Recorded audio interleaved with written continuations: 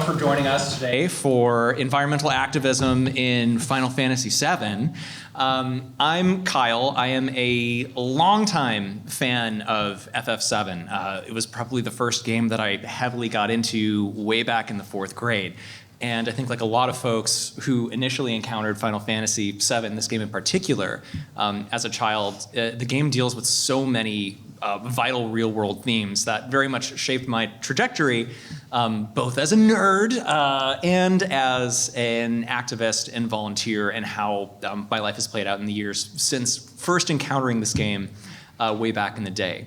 So with this panel today, we want to talk about the themes that are present in classic Final Fantasy VII, themes that are present in the remake and rebirth as they are now. And we also want to talk about the real-world environmental issues that we're faced with every day here in Los Angeles and the world that we live in right now. And to go a step deeper, what can we do about it? Maybe we don't want to be like, Barrett and Avalanche and, blowing up power plants. Eco-terrorism is kind of generally frowned upon. But there are things that we could do here that can make a difference. So you've heard a little bit about me. Now we'll have our panelists introduce themselves, starting with Monty. Hi, I'm Monty O'Blivion. Thank you. I am a multi-instrumentalist, activist artist, I suppose, based out of LA. I'm also the host of the satirical podcast, The Hour of Glower, and been a vegan and activist for many, many years, and just happy to be here, and huge Final Fantasy VII fanatic as well. And Crystal. Hi, my name is Crystal Sandoval. I am an environmental educator at Hilda Bay. I am also a grad student whose paper talks about how our hobbies affect our relationship with the environment and how we see ourselves as part of the environment. And I also work teaching martial arts at UCLA. And Olivia. Hi, my name is Oliva Munoz. I'm an environmental activist, also a nonprofit leader. I tend to take my volunteering hours more than full time. I volunteer at Hilda Bay. Been doing Marine Protected Area Watch for like 12 years. I volunteer at Surfrider. I was the Blue Water Task Force coordinator. It's their community science water quality program. And then I also am a well-watched naturalist for the Cavria Marine Aquarium, and I also volunteer at Marine Mammal Care Center as a pet patrol. So to say I'm an activist is an understatement. And right now I am dressed as Cesne, who's an anti-hero, because I'm not anti-establishment, but I do think that in community that every person can make a difference. Even one small act can make a huge difference. And I try to cross bridges that way. Hey, I'm Dorian Bomer. I'm a sustainability production coordinator, just in like media and live film production. I've kind of was raised in like a sustainable household, and like we were talking about, just like living here in LA, kind of like you're kind of more aware of the problems, and it's kind of more like more talked about than other places, I guess. And it's something I'm really very passionate about, and my transition into sustainability has been like quite a journey and really impactful. So just happy to be here and happy to be part of this discussion.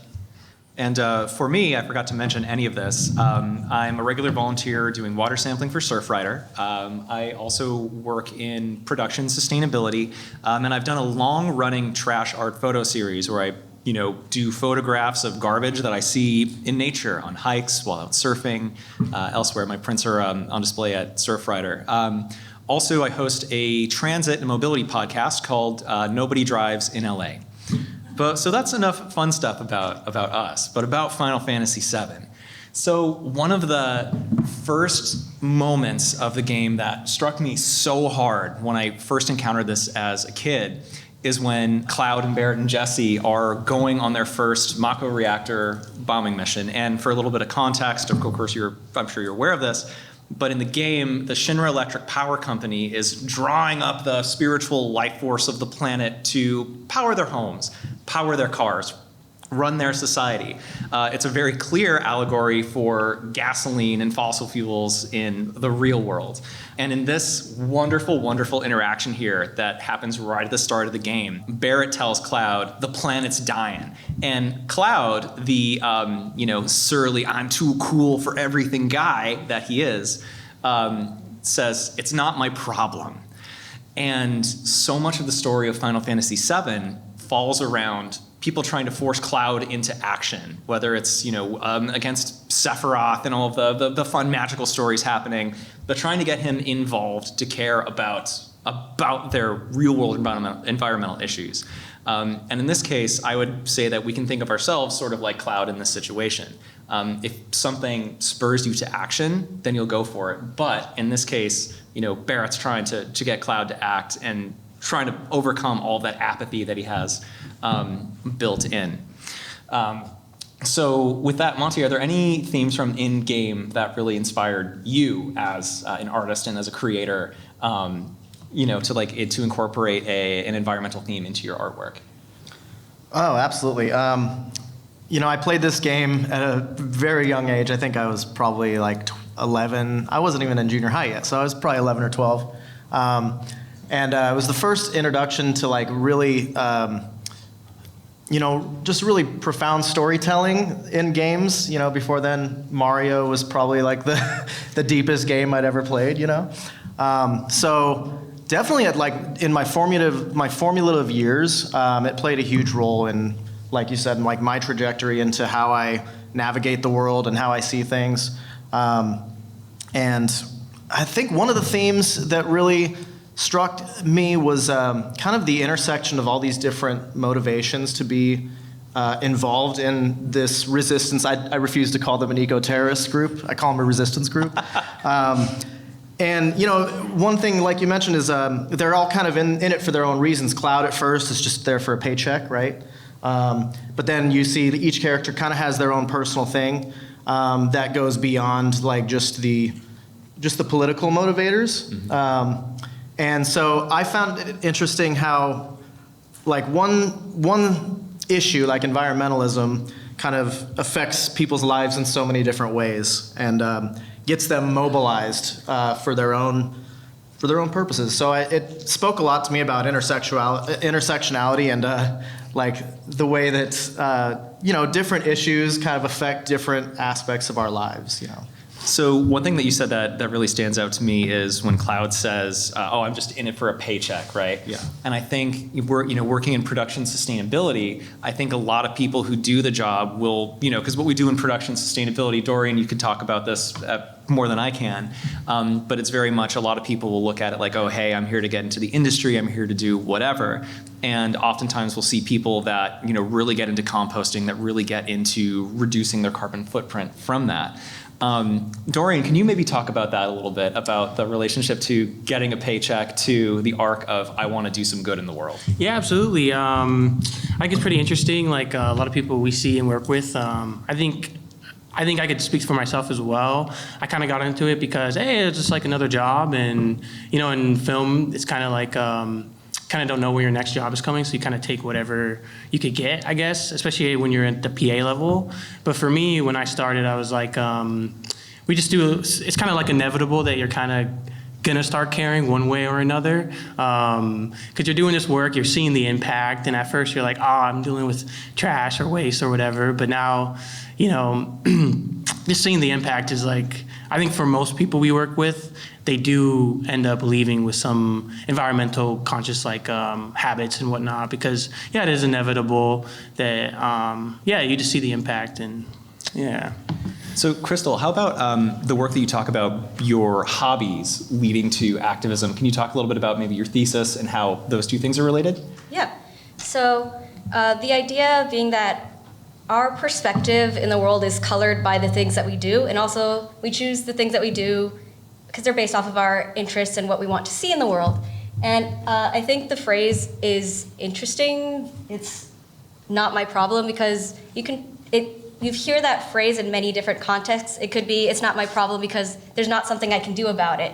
Or it's not my problem because I need to do this work and it's related to my income, or it's not my problem, XYZ elemental P. And so what games and what hobbies can do is they help present a different story. And I think that's what's really powerful, is that there's different stories that you can hear and say, well, it's a part of you, it is a part of who you are, and it's not just a problem, but we are also part of that solution. And so that's where I think the hobby part comes in, is it's not just something out there, it's a part of you and it's part of what you're doing every day. Mm. And Olivia, how do you feel about that as, someone who's organized people and does a lot of community outreach for, local environmental causes? How do you speak to, getting folks excited, getting folks engaged, and fighting apathy? I think the first thing you have to do is find some sort of connection. I love how Crystal says, it's solution thinking. It's part of being that solution. If somebody feels some sort of connection to the problem, they say, oh, there is a problem, and then they immediately go, I need to find a solution for this. That's what humans do, right? We're problem solvers. We've done that since the beginning of time, when we picked up 2 sticks, rubbed them together, and created fire, right? We figured out a way to feed ourselves. I think with people, they just need that opening. A lot of times we just need somebody to say, hey, would you like to come with me? Would you like to go to a beach cleanup? Would you like to go check out a tide pool? Would you like to come down to the river? Some sort of connection, even if it's like, here's a seed. Why don't we see how a bean plant grows in a classroom? That first initial contact creates a lifelong connection in ways that we don't even know. So if you don't get the wonders of the world of being able to go to the ocean every day, you can still look out your window and see your tree in the front yard. If you're in an apartment building, you can see your little plant that you're trying to keep alive in the middle of a dark apartment, right? And then when you look at that and you go, what can I do to help this plant? And then you realize that you can do that same action outside of the home to make it a bigger solution. Because one small act can cause a mighty avalanche, right? And each of us sitting in this room can be that one small spark. That's all it takes, right? Just that little fire, just a little spark. And I think that's what happens when we have nonprofits and community. Somebody finds that spark inside of themselves, and then they show up, and they're a little bit afraid and a little bit scared. And then somebody else says, hi, I'm Olivia, or hi, I'm Crystal, or hi, I'm Dorian. And then they come back, and then they come back, and then they come back, and they do more, and they bring more people. And at a certain point, it might get a little bit too much, but they know that they've done enough so that they can talk outside. So when you guys leave this room, are you just gonna go like, oh, I went to this Final Fantasy thing? Or will you walk out saying, I went to this really cool Final Fantasy panel, but I also became an environmental activist in my own right, because I can speak to the problem. So if I can say it to somebody else, I might not have a solution, but Crystal does. And Crystal just needs somebody to say, hey, would you like to come along? Would you like to have this conversation? So I think that's what community building is about, it's just communication. So when you're talking about what you can do at your apartment if you don't have access to nature and access elsewhere, my apartment is, very much like I overlook like a parking lot. There's a building right next to us. I'm looking at a wall. There's nothing there. A couple of months ago, it was about a year now, I started planting wildflower seeds that I got from the Theodore Payne Foundation. And sure enough, I was able to get a couple of shade-loving plants to start growing on my balcony. And now, every day I get hummingbirds. Like if I'm sitting at my desk editing, like, oh, the hummingbird's back. Oh, look, the squirrel just like buried something in my yerba buena pot. But like it was such a profound experience for me to see that like something as small as like a couple of dinky, really struggling wildflowers, because I don't get any sun in my apartment, can draw like wildlife into the middle of a dense part of the city. And for me, that was just like an awesome, eye-opening moment. It also connected you to nature, right? Yeah. So like you, right now, explained it yourself that you were looking out into nothing. But now you look out your window and you see that. And you didn't say it, but you just showed it. That spark, that passion, that, wow, this is a good life. That can help mental health as well. All right? Just looking at something that's alive and green or purple or blue or whatever. Yeah. There's a quote in in Final Fantasy VII that Cloud has that I think is really powerful. But he says early on, like, oh, no one lives in the slums because they want to. And when you see in Midgar, I guess we'll get to that next. It looks like the computer went to sleep. So okay, well maybe you won't see it, but the city of Midgar is this big towering. Oh hey, there we go. So the city of Midgar is this like big towering two-stage metropolis. There's like this big metal plate that everyone lives on top of it. Like all of the, not everyone, but the wealthy people, the middle class, the upper class, the company people, they all get to experience the sunlight, they get to experience their neighborhoods, everything else. Whereas all of the poor folks and everyone else lives underneath them. There's very little sunlight, there's very little nature that they have to interact with. And there's a point in the game when you get to Aerith has this flower garden that is somehow miraculously blooming in the middle of the slums.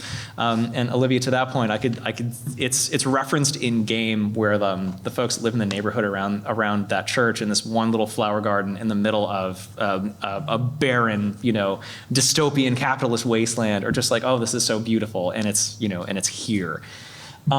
So this behind us right now is a giant picture of one of the Mako reactors.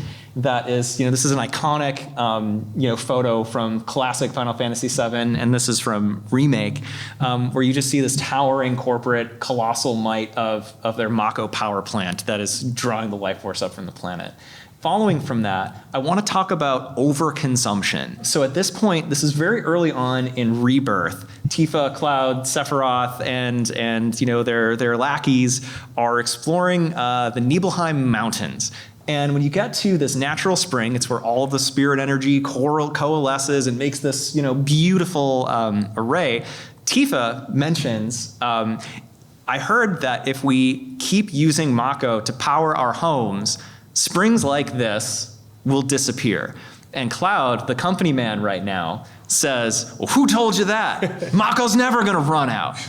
And I'm wondering if we could maybe talk about some real world parallels to that dilemma right now, which I could tee up too, but so we see in this this sort of situation that with fossil fuels, there's a big argument right now that folks are like, oh, we could just keep on driving our cars. We're in Los Angeles, which is considered like the car capital of the universe, right? That people are just like, oh yeah, like gas prices, whatever. But don't make a connection that, oh, we can change our behavior or we can look at alternatives for this. Sort of like Tifa points out, eventually we are going to run out. There's a real world thing that happened back in the 70s that's called peak oil. That was in the 70s, the US hit a point where we had exhausted all of our regular oil reserves and we would never get any more oil from traditional means. There was a big oil shock because of some US policy things that ticked off, rightfully so, folks in the Middle East. And so there was a big panic locally. Things that happened after that is the US, we figured out like, oh, we can get oil out of tar sands and we can get oil out of different places to just push back that clock to when we have to start making changes. But eventually we are gonna run out. Apart from oil though, I was wondering if we could, Dorian, I want to ask you in particular about overconsumption in the film and media industry, because a lot of the work that you do is around getting productions to be less wasteful. So yeah. Can you talk about waste on productions and what you're doing to rectify that? Absolutely. I think like the industry just has stuck in its old ways where we're just headed towards like a linear, just extractive, like we're just gonna buy a bunch of wood and build the same sets over and over and over again. When they're done, we're just gonna dump them. So our whole philosophy is kind of using like a circular economy. Like, hey, like you don't have to build the same set for the next season. And, you could reuse it. We could, fix it up a little bit, but it's actually one of the harder things that, we encounter in film is, there's just a lot of pushback. Like, why do I need to do this? I have the budget to make a whole new set. I don't need to, worry about storing an old set or whatever. And we're just trying to say, like, hey, like, not only is it like budget conscious, but it's also like good for everybody. It's good for everybody you're working with. It's good for the carpenters who are making the sets, so they don't have to keep remaking the same things over and over again. They could make a set, like a spaceship, better. And that one thing we're pushing for is like, just like, be more circular, be more conscious about what you're building, what you're making. And again, it's. We do get a lot of pushback from, sometimes important people just being like, hey, like, do I really need to worry about this? Like, I don't really see the effects, I don't really say whatever. But I think it's, it's also a challenge just trying to, convince people to like, hey, it's good for you, it's good for me, it's good for everybody in the industry to, promote the circular economy. So, yeah. Yeah, something that comes up for me with this is on productions in particular, we make a lot of food waste. I was on a job back in the winter, maybe, and it was a 3-day shoot, and we wound up donating about 600 pounds of food, and we wound up composting in 4 days, however long it was, almost a ton. And that is food that otherwise, we would have just thrown into the landfill. It would have never broken down, and it would have, released methane for the next, 1,000, however long it's going to be, right? And when you look at that, we have so much, and we are in such a position of privilege, that we don't really take for granted, right? With food donations on commercial productions, if there's a shelter that's very close to here at the convention center, the Midnight Mission, they do food donations like 24 hours a day. That's where we bring a lot of our food. But you see there are so many people around that don't have access to resources, and that's kind of a choice that we're all that kind of is implicit in the system that we live in, right? Actually, I want to jump in a little bit on that. So you guys can see it here at this table, literally, right? I have a plastic bottle. It says, I'm 100% recycled bottle. It's still a plastic bottle, right? She has a paper cup. It's gonna, if you drop this in the environment, this won't break down for thousands of years. This one will break down a little bit sooner. The aluminum can won't break down, but it's 100% recyclable, and it's truly recyclable. She has a plastic lid on top. I'm not putting any of us down. Talking about access to resources, when I went to the grocery store to grab something cold while I was running over here, knowing I have to speak, yes, I should have planned ahead earlier, right? That's what y'all are probably thinking. But realistically, in our daily lives, do we have extra options? Do we have alternatives? I get low blood sugar. I need something with sugar in it. Yes, I could have planned longer, but that's a time resource that I don't have available to me right now. So just by going up to a vending machine, grabbing one of these, we don't have options. We don't have other options. She was great to be able to get a paper cup. That was something that the person doing what you're saying, the manufacturer, not the manufacturer, the seller chose to purchase instead of cheaper plastic ones of some sort, right? Or something with a straw on it. What we can do is we can ask people at our local areas, can you please, when you're making purchase orders, purchase something more environmentally sustainable, like that aluminum, right? Next time we can ask, is there a way that we can do it ourselves besides just our own buying power is what they call it. So for instance, Surfrider has a ocean-friendly restaurants, and that's what they do. It's an environmental group, environmental people that are just volunteering, going up to their favorite restaurants and saying, hey, by any chance, can you reduce your plastics?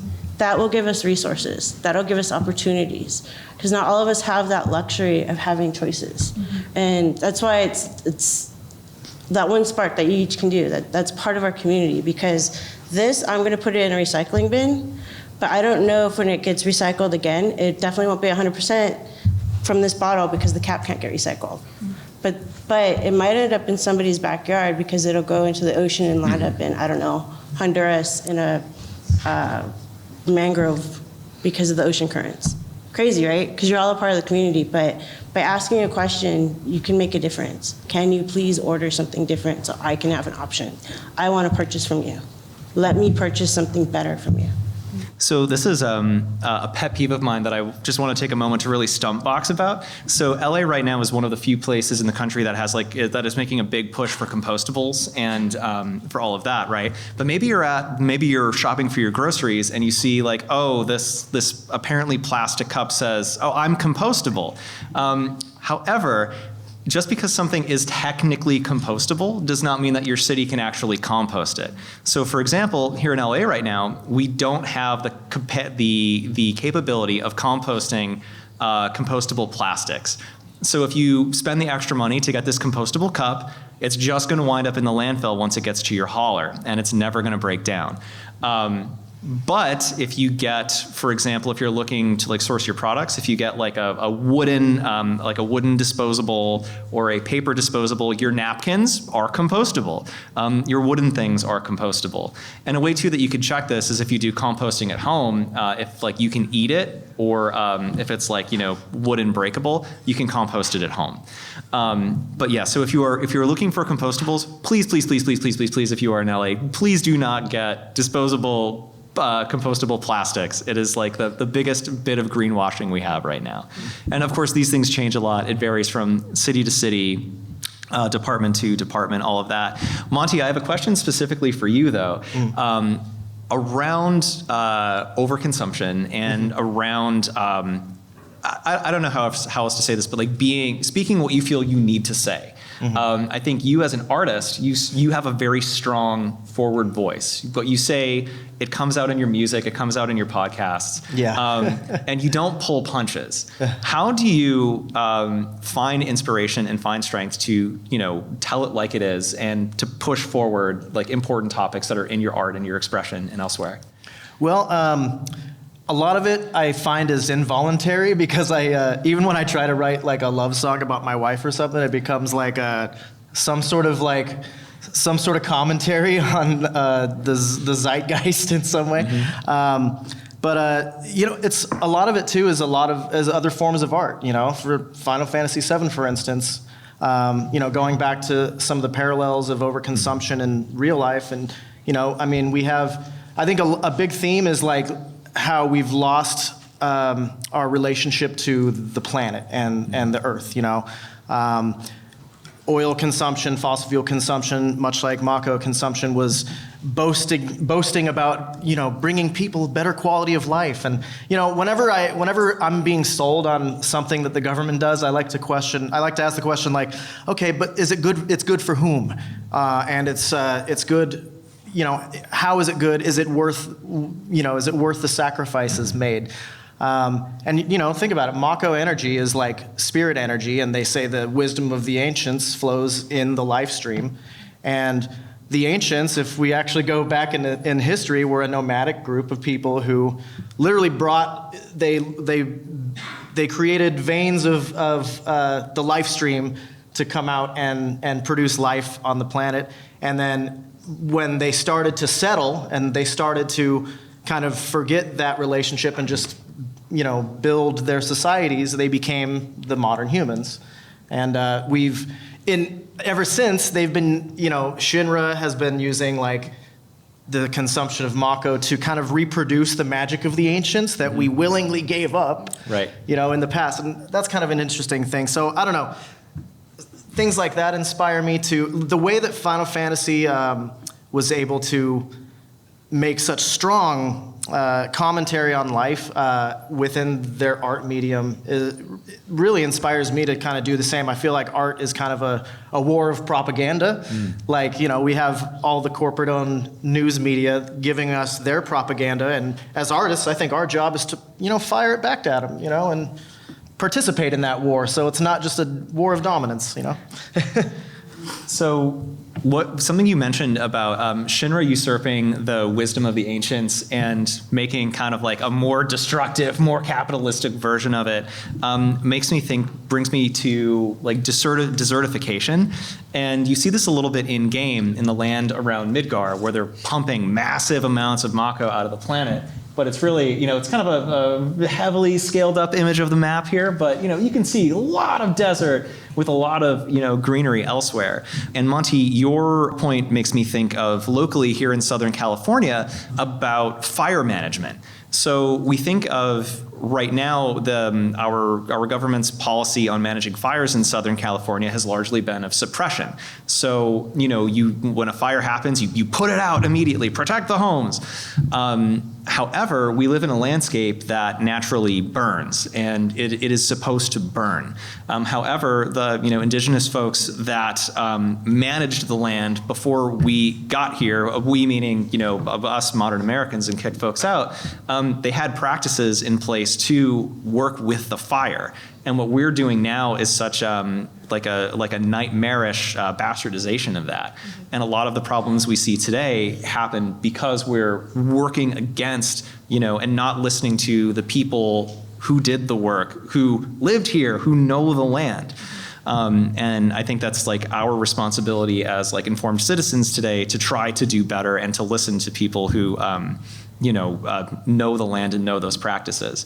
I don't necessarily know what to do with that from there, but do you guys have any, do y'all have any thoughts on like desertification, land degradation to talk about? Yeah.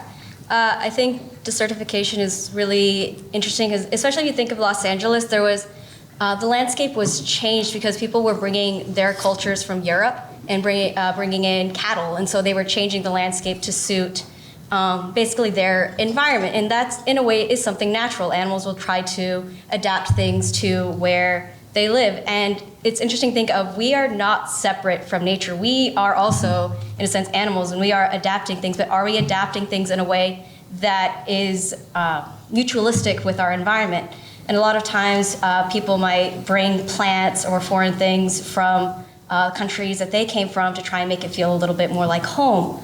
And that's understandable, but also there's this idea of we've lost of what this place originally home was, the plants that already grow here, the animals that live here. We've cut through freeways, cut through animal crossings with freeways, and in an attempt to try and bring back that natural sense of home and becoming home with this place, doing things like adding nature ways to reconnect these islands created from the urbanization areas. And so this idea that we've created this desert in a sense to try and home a habitat for us when we should be looking at how this habitat originally was and how can we live with that and continue to make this place our home. I love that. I really do. When you were talking, I kept thinking a picture says 1,000 words. Mm-hmm. We have two people that are in arts, well, three if you count Kyle. That feeling of being a part of the community and being a part of it in desertification. We have heat islands in LA. We have concrete everywhere. I call it a concrete jungle, right? Why can't we put green roofs? Why can't we put, instead of having just parking lots be areas where we do solar paneling, why can't we put them also on top of other roofs, right? So that we keep our open areas wild, so we keep that greenery around. And one of the ways that we can do that is by seeing it. If you can see, if you can dream it, if you can see it, you can be it, you can do it, right?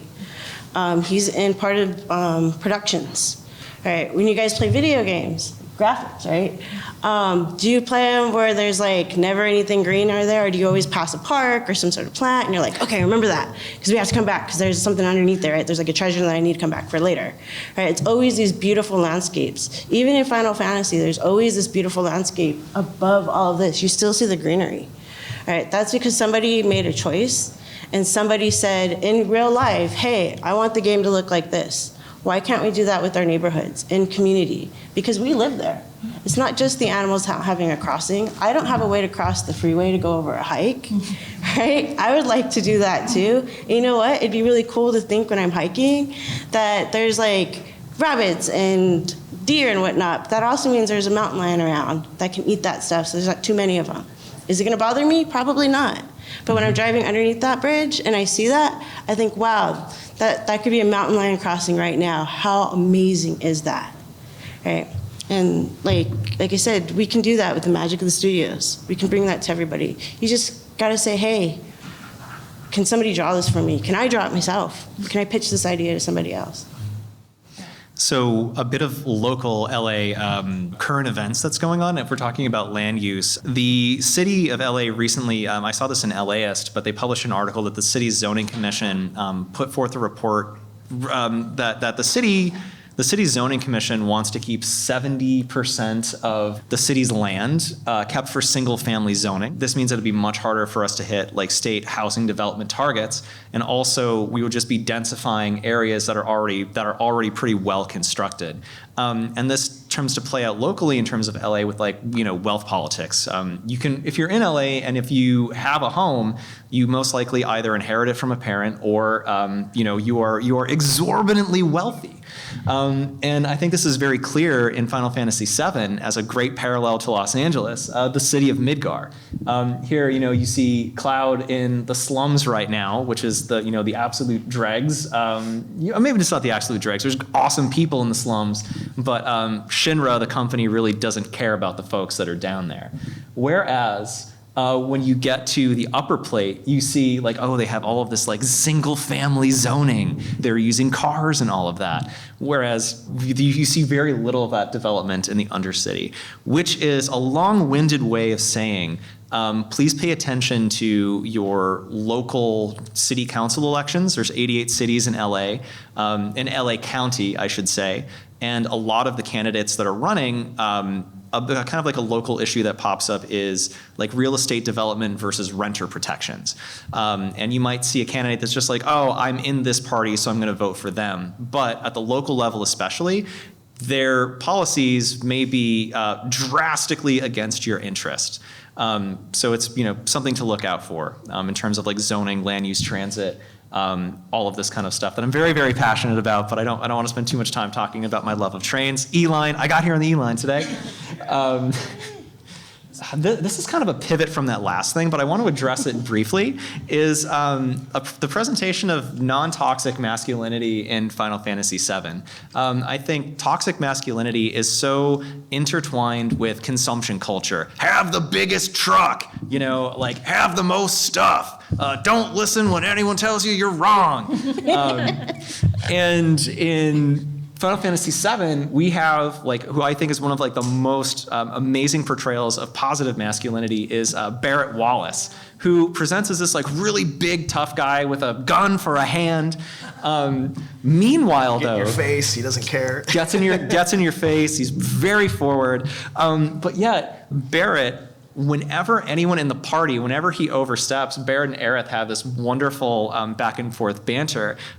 There's a quote that comes up where Barrett goes on this tirade about Shinra's propaganda. And, he's like, people are, I'm paraphrasing, people are evil for falling for believing in Shinra's crap. Then Aerith is like, well, hey, I grew up believing in this. Does this make me a bad person? And he gets really, really embarrassed. And he quickly changes his tune and he says, screw Shinra for taking advantage of honest people.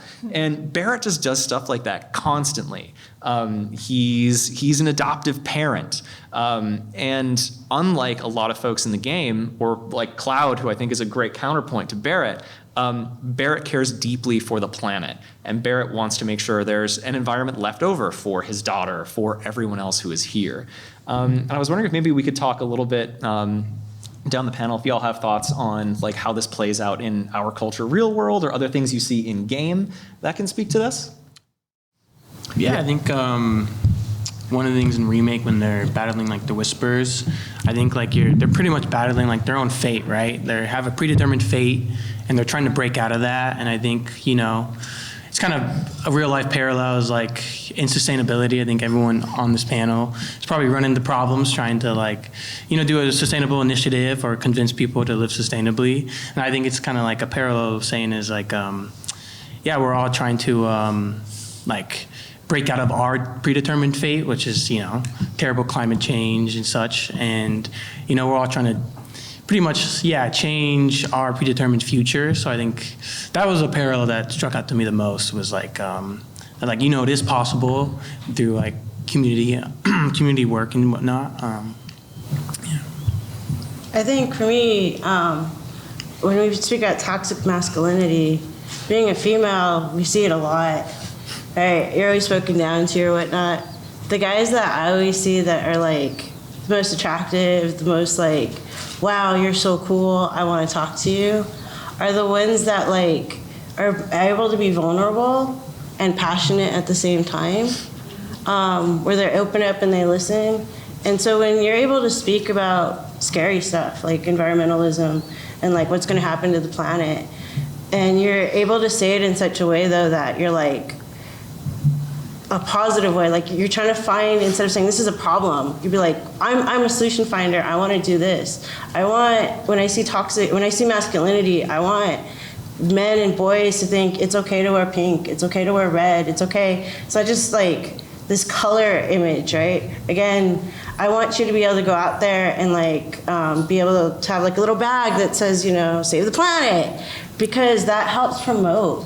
That helps like me go, hey, I recognize you as somebody that I can agree with and I can like relate to.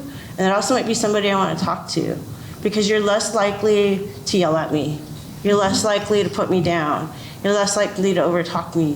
And I know it's like something weird, because it's like this perception I have in my brain of when I see somebody, I'm like, oh, I don't want to talk to them. But that's not building community, right? So it's okay to be like passionate and vulnerable. And it helps our planet that way, because it makes all of us stronger. I don't know if you have like... Yeah, so in a way, thinking toxic masculinity is, in a sense, cultural desertification. It is one dominant idea, one dominant landscape, and just like nature thrives from diversity, the same thing happens in our ideas. The more voices we have, the more perspectives we have, the more you are in a conversation to listen to each other and not just speaking to force your idea on somebody. This conversation, that's the opposite of toxic masculinity. This is the give and take. If you want to continue with the masculine, feminine, non-binary, not imagery, the idea of this give and take, this back and forth, this beautiful melding. I think an amazing example in Final Fantasy VII of confronting toxic masculinity is Cloud's whole personal journey. Because like you said at the very beginning, he's very cool guy, very like sure, like at least trying to appear to be sure of himself, and doesn't want to admit that he cares about the planet. Later on in the game, of course, you find out that he's not even who he thinks he is. You know, he doesn't even have any idea who he is, which can be like spoken about toxic masculinity too. Like how well does like a toxic masculine person know themselves if they are afraid to confront their vulnerabilities? Which, when Cloud, the whole saga where Cloud is in the live stream finding himself, I think that could be looked at as a perfect allegory for kind of, decolonizing your mind, I guess, and learning what your non-toxic masculinity is. Because Cloud, he kind of, he literally builds himself, he builds his whole personality on somebody else who he looks up to, who he thinks is this big tough soldier and everything. And, at first he's not even aware of his real self. His memories have been replaced. But he has to go through this journey of like confronting traumatic experiences in his childhood. He has to go through this journey of really like confronting the feelings he had surrounding Tifa as a child and everything. And when he came out of it, he was a totally different character. He was like, it's like you meet Cloud for the first time. He's someone who like loves his friends, expresses like how much they mean to him, like on his journey, thanks them for like being patient with him throughout the whole process. So I don't know, I think that's a really beautiful way of showing how men can kind of like question all their toxic beliefs, and come out the other side. So a lot to look forward to in Disc 3. I love this image. There's a quote that Red 13 has. Aerith is talking about when you first get out of Calm and you're looking in the wild area. Aerith is like, there's like nature is like vibrant, it's blooming and all this. And Red 13, who is much more in tune with the planet, being a magic dog boy, he says it might look like the planet is thriving and all of that, but it's barely hanging on. And I think that is such a profound statement and profound image. We also have barely any time left.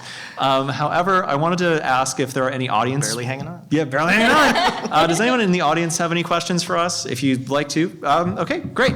Have you guys played the Final Fantasy games yourselves? Because I played Final Fantasy VII Remake and Rebirth myself on my PlayStation 5. Mm-hmm. Oh, yeah. So where we are right now with the panel, I played Classic 7, I played Crisis Core, I played Remake, and I just started playing Rebirth. So I think a lot of what I've been finding is from the first, like 2 chapters of the game so far, and I'm playing through it now. Monty? Yeah, I've played, I have not played before Crisis, unfortunately. I've played the original, Crisis Core, Remake, and I'm in chapter 12 of Rebirth, so I'm not finished yet, but working on it. And I've seen Advent Children, and Anyone else? I've played Remake. Definitely not as much as you guys, but I have not picked up Rebirth yet. But yeah, I had a lot of fun with Remake. I love the themes and the story. So yeah. Yeah. Any other questions? No? Okay, cool. So we've got maybe about 3 minutes left. Maybe we could do a quick rapid fire down the table. 1, favorite character, favorite plot point, favorite anything related to this discussion. And 2, where folks can find you and, whatever else. Dorian, you want to start? Oh yeah. I think Genova's probably my favorite. It's pretty badass. But yeah, I think my biggest takeaway from this discussion is just imperfect environmentalism. We don't got to be all perfect. It's not going to happen overnight. But I think just having those steps towards a clear mindset and just taking those everyday actions is really important. So yeah, I'm Dorian Bomer. I don't really have any social or much media presence online, but my Instagram is Doughboy, so feel free to follow me. Yeah, so thanks guys. I think my takeaway for this for you guys would just be, I hope you're inspired to do something, whatever it is, even if it's just buying a plant, that helps, right? It pulls out carbon from the air and makes oxygen. Y'all, every little thing can make a difference. Y'all can make a difference, even just be that spark. And yeah, have a great day. My name's Oliva again. Instagram's vampire03 with a Y, not an I. Yeah, I'm on Instagram. I'm starting to do more things on there. I'm Crystal Sandoval, and the main thing that I want to start playing more Final Fantasy now that I finally finished my paper, so I can actually play video games again. The thing that I have been doing a lot of is playing a lot of tabletop role-playing games, a lot of D&D every Monday. So my main thing that I love is tell stories. There are so many stories we can tell, and you are a story. So tell your story and decide how you want to tell your story. I'm Monty O'Blivion again. My favorite character is Yuffie by far. She's, a radical, badass. I think I can say that. Please do. But to take away, I would just say get involved in your community. Look up mutual aid organizations. Look up socialist groups. Look up, people active in your community, groups you can get a part in. Find out what your community needs and find out how you can serve that. Also, you can find me on Spotify, Bandcamp, Monty O'Blivion. I'm also on Instagram, Monty O'Blivion Music. Or you can, if you like podcasts, look at the Hour of Glower. It's a real fun trip. It is very, very, very fun. So I'm online as Kyle Rebarf. You can see my trash photos and everything else I'm doing. I would recommend that if you're interested in volunteering, you can look at groups like Surfrider LA. They're very flexible for your schedules. Heal the Bay. They are they've got me to go back to community college for environmental science stuff. So party Heal the Bay. Theodore Payne Foundation is inland, and you could also look at local biking groups too and transit organizations. Also, my podcast is Nobody Drives in LA. And as far as things in the future, I am most looking forward to Cloud taking a back seat and you getting to follow Tifa's story for a while in the eventual third part of the Final Fantasy remake experience. So thank you all so much for joining us today, and yeah, we'll see you out there.